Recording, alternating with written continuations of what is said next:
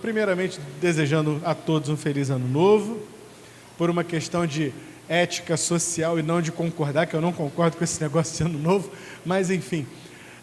Vamos abrir nossas Bíblias em 1 Coríntios, capítulo 5, versículo 58. Já que a gente está começando um novo ano, vamos começar com esse versículo. Esse versículo é bom demais para a gente começar o nosso ano. 1 Coríntios 15, 58. Tamara, eu estou usando a revista corrigida hoje. Isso. A mesma versão que eu estou lendo está na tela aqui atrás de mim, então eu vou te convidar para ler comigo. Vamos ler todos juntos? Portanto, meus amados irmãos, sede firmes e constantes, sempre abundantes na obra do Senhor, sabendo que o vosso trabalho não é vão no Senhor. Inclusive, esse texto já foi tema de missões. Não me lembro agora se foi missões mundiais ou se foi missões nacionais, mas esse versículo, há alguns poucos anos, ele foi tema de missões. Sede firmes e constantes, sempre abundantes na obra do Senhor, sabendo que o vosso trabalho não é vão no Senhor. Vamos orar? Deus eterno, fala conosco, nos abençoa, em nome do Senhor Jesus, por quem oramos. Amém.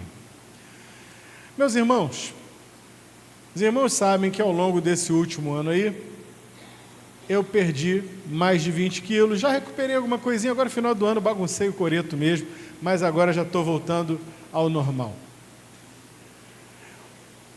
E se eu fosse seguir o que Paulo falou, sede firmes e constantes, eu não tinha comido fora do script no Natal e nem no Ano Novo. Reconheço que nesse período agora, nesse último mês, eu não fui firme e não fui constante como fui no resto do ano.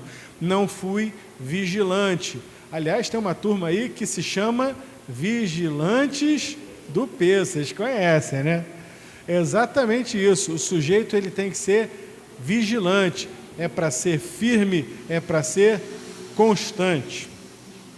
Mas antes de vocês dizerem, tá vendo, pastor, outro dia pregou aí, sede meus imitadores, porque eu emagreci.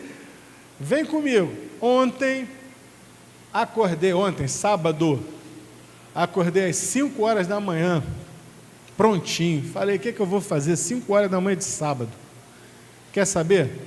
Vou para a cozinha, fiz lá o meu omelete, tomei meu copo de leite, cheguei no quarto, vesti o meu short, a minha camisa, botei o meu tênis e fui andar. 6h15 eu saí para caminhar, voltei às 8h30, 2 horas e tal de caminhada neste calor louco que está fazendo por aí, 10,5 km. Tá ruim, Paulinho? Tá bom. Cheguei em casa, né? Já tinha comido um pãozinho antes de sair, já comi outro na volta, que ninguém é de ferro, né? Depois de 10 km. Enfim, vamos que vamos. E aí passo o dia com a mulher, com a filha, brincando com a filha, joguei uma bola com a filha de tarde, aquela coisa toda e tal. Fui dormir 10 horas da noite. Poxa, pastor, se fosse todo dia, hein? Pois é, se fosse todo dia assim, mas não é todo dia assim. Se fosse todo dia assim, caminhando 10 quilômetros, eu estava igual o Douglas. Lembra que o Douglas, o nosso baterista? Como é que o Douglas faz? Ele corre, chegava aqui domingo, culto da noite, às vezes chegava um pouquinho atrasado. Poxa, pastor, desculpa aí, corri 16 quilômetros agora antes do culto. Mas o que é isso? Firmeza e constância. A firmeza e a constância construíram o corpo que o Douglas tem. Eu, de vez em quando, como foi ontem, dou as minhas cabeçadas, como você também. De vez em quando a gente chega, essa época do ano é propícia, né? Todo mundo aqui, entrou janeirão agora, vamos apertar o cinto. Esse ano eu vou fazer uma poupancinha. Quem nunca, né? Esse ano eu vou juntar um dinheiro. Esse ano o shape vem, vou emagrecer. Esse ano eu vou levar o relacionamento a sério, quem sabe não marca o casamento. Todo ano essa conversinha. E todo ano a gente vai empurrando com a barriga, e quando chega no fim do ano, vai fazer aquele balanço, olha, comecei o ano devendo, prometi para mim mesmo que eu ia perder 10 quilos no começo do ano, chego ao fim do ano, só faltam 15. Pois é, é assim, vai empurrando com a barriga e a barriga só cresce e aparece, é desse jeito que a coisa é. E na vida cristã isso é assim também, porque começo de ano para o crente muitas vezes é assim também. Ó, está começando janeiro, vou aproveitar, vou entrar num clima, vou ler a Bíblia toda esse ano. E aí o que o sujeito começa, Gênesis, pá, Êxodo, pá.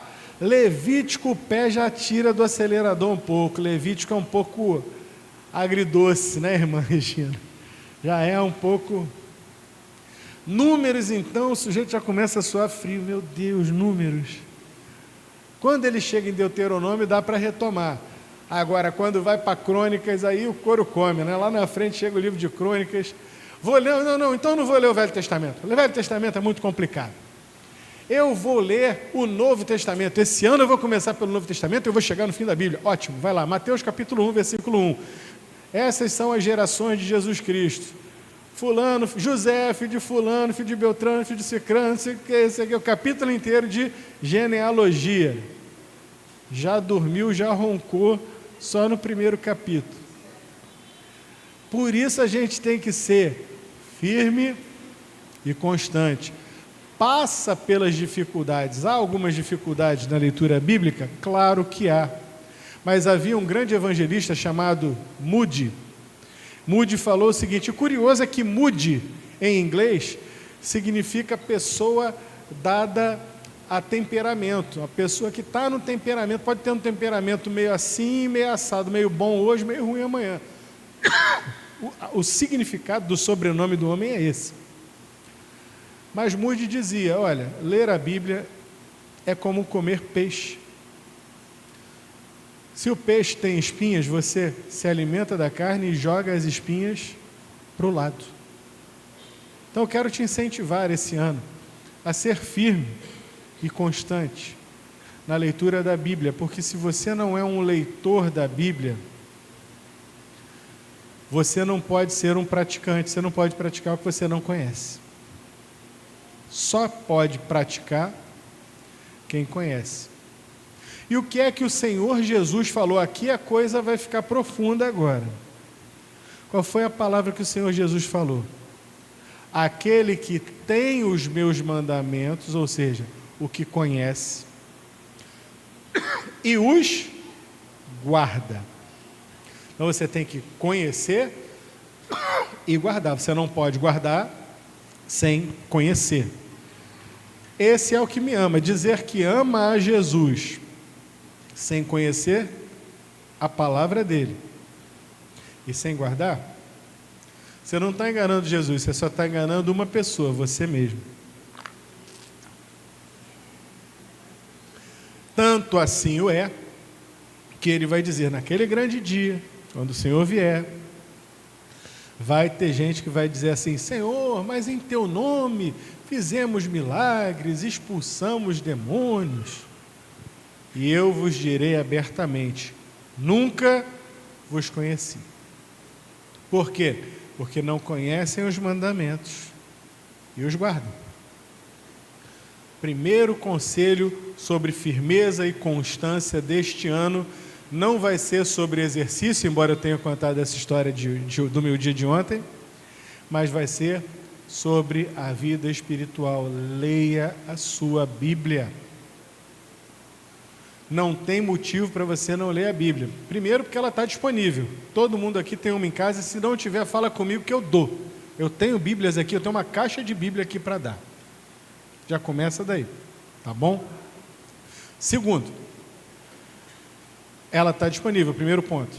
Segundo lugar, nós somos uma igreja. Se você não tiver condições de entender a Bíblia, nós temos uma escola bíblica dominical. Quem estava aqui na escola bíblica dominical hoje já pegou aí um apanhado do trimestre: Esdras, Neemias e Esther. Se você, pastor, mas aqui eu não estou lendo Esdras, não estou lendo Neemias e nem estou lendo Esther, eu estou lendo Abacuque. Conversa com o seu professor de educação, com o seu professor da escola bíblica dominical. Conversa comigo, conversa com o pastor Marcos, conversa com os diáconos, conversa com o irmão Gilson, com a irmã Regina, com a outra irmã Regina, que a gente vai ter uma condição de te dar uma explicação. Ah, pastor, mas é difícil, não tenho sempre acesso aos irmãos. Você tem acesso à internet? A internet, inteligência artificial, ou seja, só cai na conversinha de não estou lendo a Bíblia porque eu não consigo entender hoje, quem quer cair nessa conversinha. Porque até a inteligência... Gente, meu pai está conversando com a inteligência artificial, você tem noção disso? Meu pai fica conversando com a inteligência artificial do Facebook, fica trocando ideia. Um conta piada para o outro, você acredita nisso? Sério? Sério. E aí você devia fazer isso também. Pergunta para a inteligência artificial: vem cá, o que a Bíblia quer dizer com isso, isso, isso? Vê o que ela vai te responder, vê se bate com o texto bíblico. Começa a trocar esse diálogo.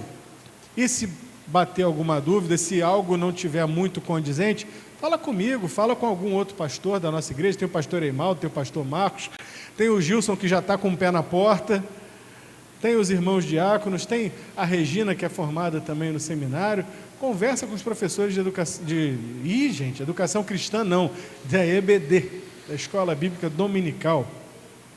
Mas seja firme e constante no seu compromisso de ler a palavra de Deus. Por quê, pastor? Porque lendo a palavra de Deus, você não está simplesmente lendo um livro.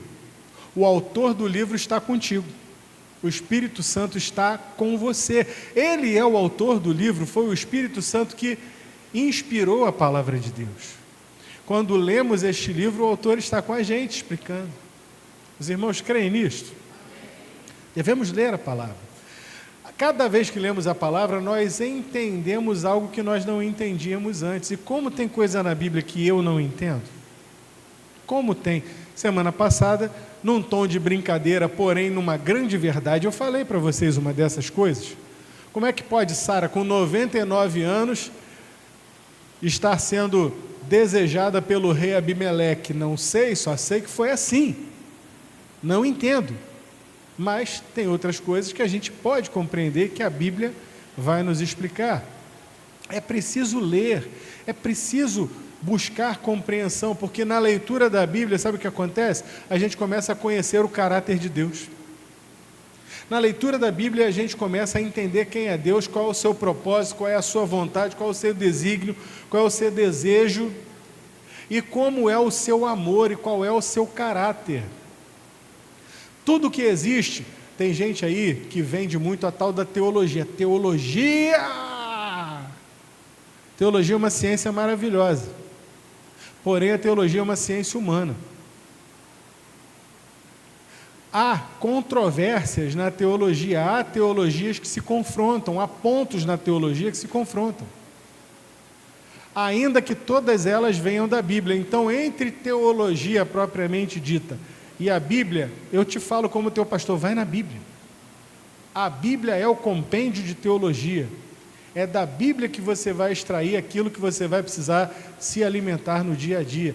Sede firmes e constantes, sempre abundantes, não é isso que o texto diz? Vou até reler. Sede firmes e constantes, sempre abundantes na obra do Senhor. Esse é o segundo ponto, abundância na obra do Senhor. Abundância é aquilo que não para, é aquilo que flui, é aquilo que não, é a fonte que não seca, é uma fonte abundante, que a água brota e brota e brota, é o que sobra, dá e sobra. Isso é abundância. que o Senhor Jesus falou para aquela mulher lá em João, capítulo 4, quando ele fala com a mulher no poço de Jacó. Ele diz: quem beber da água que eu lhe der, jamais terá sede de novo, porque a água que eu lhe der se fará nele como uma fonte de água viva, uma fonte abundante, que não para, que flui. Você vai passar a ser, quando quem recebe o Senhor Jesus, deixa de ser uma terra seca e passa a se tornar um oásis de água viva, que vai servir desta água a outros. Como é que isso funciona? Abundância na obra do Senhor. Seja abundante esse ano, meu irmão. Está aí, ó, nós estamos começando o ano, estamos terminando de montar o nosso calendário, muitas e muitas oportunidades para servir, seja na MCM, seja no trabalho dos homens, seja em visitações com os nossos diáconos, seja no evangelismo, seja no ministério infantil, tem vaga, sempre tem vaga no ministério infantil, seja no ministério de louvor, seja na escola bíblica dominical. Não sei se algum dos irmãos tem esse desejo de dar aula na escola bíblica dominical. Nós sempre estamos precisando de irmãos que busquem ser professores na escola bíblica dominical. Ah, pastor, mas eu não tenho tanto conhecimento assim. Então, se dê essa oportunidade, sabe por quê? Porque quando a gente ouve uma informação, como os irmãos estão me ouvindo agora, a gente retém mais ou menos 10% do que a gente ouviu. Quando passamos para ver e ouvir um meio audiovisual, como um vídeo, por exemplo, esse número aumenta para cerca de 30%, nós guardamos. Agora, quando nós estudamos e damos aula sobre um assunto, o nível de retenção vai lá para cima, vai perto de 100%. Você já pensou o crente que você pode ser, o conhecimento bíblico que você pode angariar, simplesmente por resolver dar aula na escola bíblica dominical? Fica aí o desafio, para você ser abundante esse ano no serviço, e essa abundância de serviço ainda vai abençoar a tua própria vida, porque você vai ser beneficiado, retendo e apreendendo mais da obra do Senhor. O Senhor, Ele nos fala tantas vezes que nós precisamos buscar fazer coisas. Quer ver? O próprio texto aqui, ele diz o seguinte: firmeza, constância e, como é que é a palavra? Abundância na obra do Senhor. Tamara, vamos voltar alguns capítulos comigo, Tamara? Capítulo 9, verso 24. Essa firmeza e constância, Paulo já tratou nesse livro aí. Não sabeis vós que os que correm no estádio, todos na verdade correm, mas só um leva o prêmio? Correi de tal maneira que o alcanceis. Versículo 25. E todo aquele que luta, de tudo se abstém. Eles o fazem para alcançar uma coroa corruptível, nós, porém, uma incorruptível. O próximo versículo. Pois assim corro, eu assim corro, não como a coisa incerta, assim combato, não como combatendo o ar. Antes, subjugo o meu corpo e o reduzo à servidão, para que, pregando a outros, eu mesmo não venha de maneira alguma a ficar reprovado. O que é que Paulo está dizendo aqui sobre essa firmeza e constância? A gente tem que ser como um atleta. Não é um atleta que nem eu, que uma vez no ano acordou 5 horas da manhã, foi 6h15, caminhar 2 horas. Não, é para ser um atleta mais parecido com o Douglas. Todo dia, vai lá, corre, faz o seu e vai reduzindo o corpo à servidão. O Douglas, foi ótimo ter conhecido o Douglas, está fazendo falta, né? Saudade dele.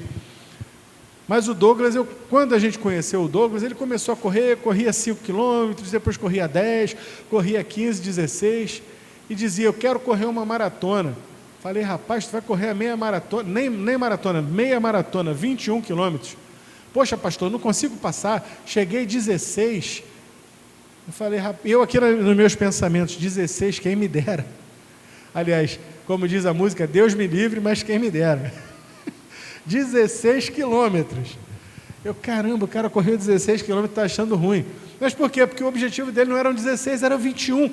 E ele corria, passou a correr os 21 e correu meia maratona de Niterói, e correu a meia maratona da Garoto, lá no Espírito Santo.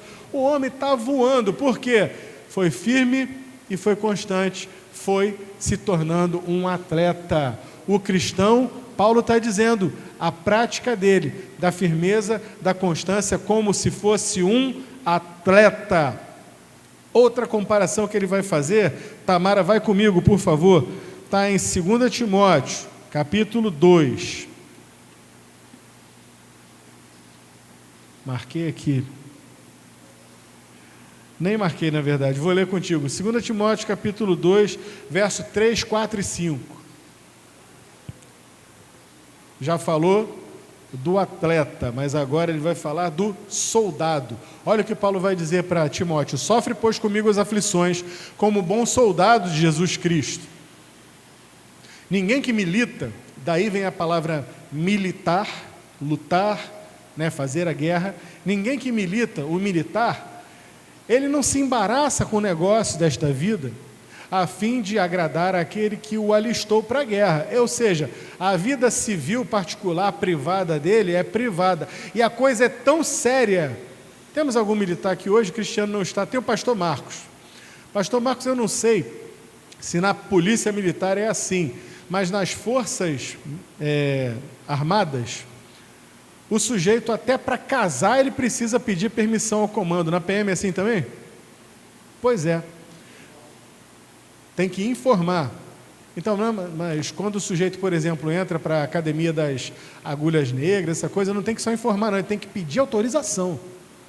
Porque tem que ser na data que for propícia para o militarismo e não para ele. Ele tem que ter autorização para casamento. É desse jeito. Pois é, então está lá, tem que agradar aquele que o alistou para a guerra. Próximo versículo. E se alguém também milita, não é coroado se militar se não militar legitimamente. O que é que Paulo está dizendo? A nossa vida é como a vida de um atleta, firme e constante para concluir e chegar ao resultado esperado. Me lembro Ayrton Senna. Ayrton Senna era um garoto magrinho, franzino, e ele sabia que para dirigir aqueles carros de Fórmula 1, ele passou pelo kart, passou pela Fórmula 3, passou por vários tipos de carros antes de chegar na Fórmula 1. E o carro de Fórmula 1 ele é muito pesado para você girar, porque tem muita força G, é como se fosse um piloto de caça. A força da gravidade te puxando para o lado nas curvas é muito forte. O que o Ayrton fez? Ele foi o primeiro, dentre esses atletas de ponta da Fórmula 1, a pegar pesado na malhação, na musculação, para ele conseguir ter força para fazer o que precisava. Ele militou e trabalhou o seu corpo até a perfeição, para que ele conseguisse ser o que era, e virou uma lenda. Cristiano Ronaldo é outro. Já viram como é que é o Cristiano Ronaldo sem camisa? Fortão. E o militar também, da mesma forma, ele precisa ser organizado. Eu não vou entrar agora aqui em méritos, porque não cabe mérito. Mas todo mundo viu o que aconteceu na Venezuela ontem? Houve uma operação militar americana pontual.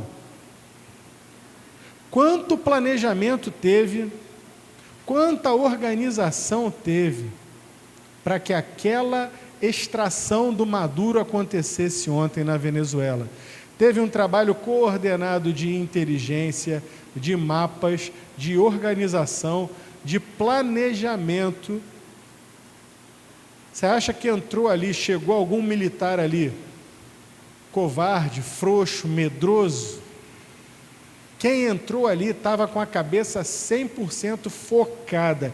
Vou fazer isso, vou seguir por esse caminho, a orientação, a ordem, o tempo cronometrado para realizar a incursão. Todo mundo viu Tropa de Elite. Todo mundo tem as suas críticas ao Tropa de Elite, mas todo mundo viu a organização. Pelo menos foi o que o filme passou. A organização, o método. O treinamento que nós vimos também no começo do filme foi terrível. De comer comida no chão. Houve exageros, mas qual foi o resultado? Policiais ali altamente treinados. É disso que Paulo está falando. Tem que ser altamente treinado e não vai ser coroado se não militar legitimamente. Ou seja, só recebe medalha quem é herói de guerra. Não o sujeito que entrou na guerra para matar, matou civil, aprontou, não. Esse não é um herói, pelo contrário. Ele vai ser preso, vai passar por uma corte marcial. Então, cuidado com a forma como a gente milita também. Pastor, mas como é que é isso? O crente pode fazer uma coisa assim errada, querendo ganhar alguém para Jesus? Pode não. Como faz? Como faz? Tem crente aí botando o dedo na cara, dizendo: você que não aceita Jesus, olha só, eu já falei o que eu tinha para falar, tu vai para o inferno e eu vou rir da tua cara. Tem disso por aí? Não é que tem. Não está militando legitimamente, não vai ser coroado. Provavelmente esses são daqueles que eu nunca vos conheci, não. Esses papos de doido de vocês não conheço, não. O crente é um atleta doutrinado para dar resultado. O crente é um soldado treinado, preparado, habilitado para servir aquele que o alistou. E aí, Tamara, o próximo versículo, versículo 6. O crente também é como se fosse um lavrador. O lavrador que trabalha deve ser o primeiro a gozar dos frutos. Afinal de contas, o sujeito, nesse calor que está aí, lavrou, preparou a terra, cavou, tirou as pedras, começou a fazer o plantio, depois regou, botou defensivos, tirou as ervas daninhas, teve que lidar com pragas, assistiu o Globo Rural, mandou cartinha para o Globo Rural: olha, eu estou com um problema disso aqui na minha lavoura, tal. Esperou o Globo Rural responder. Até parece que é assim, né? Foi lá e fez tudo o que tinha que fazer, e no fim vem a colheita. Ele colhe, bota no armazém e vende, é isso? Olha lá, está escrito, é o primeiro a gozar dos frutos. O que Paulo está nos ensinando com essa parábola do lavrador que ele está colocando aqui? Porque aquilo que nós fazemos para Deus redunda em bem para nós mesmos. Aquele serviço que nós fazemos de levar a palavra de Deus a alguém, a palavra ela é espada de dois gumes, ela corta para lá e ela corta para cá. A partir do momento que eu estou ensinando alguém a palavra de Deus, eu estou aprendendo também. A partir do momento que eu estou beneficiando alguém por causa da palavra do Senhor, eu estou sendo beneficiado pelo Senhor da palavra.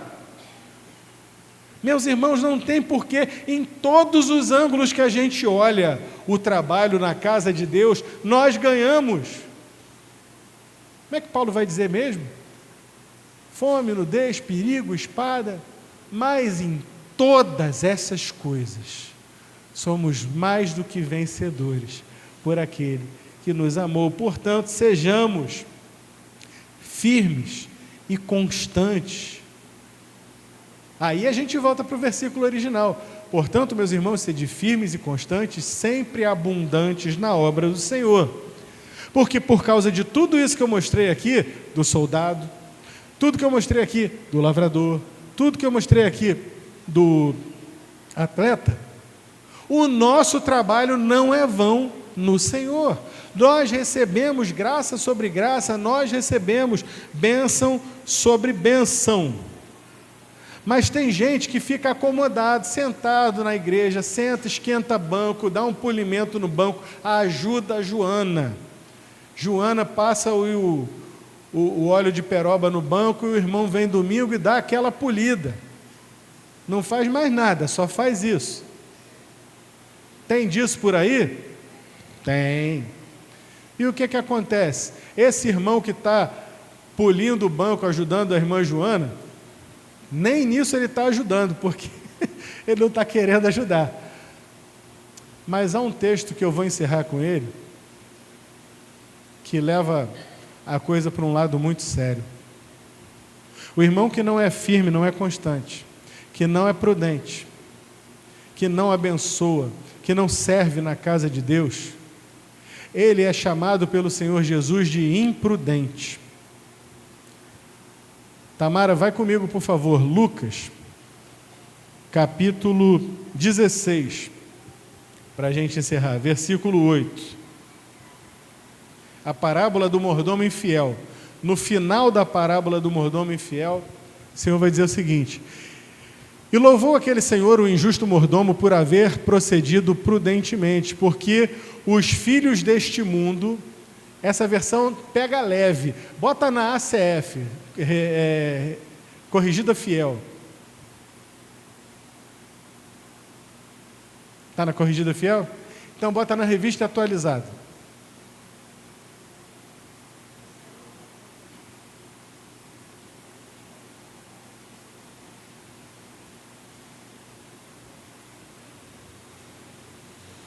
Deve ser RA ou ARA.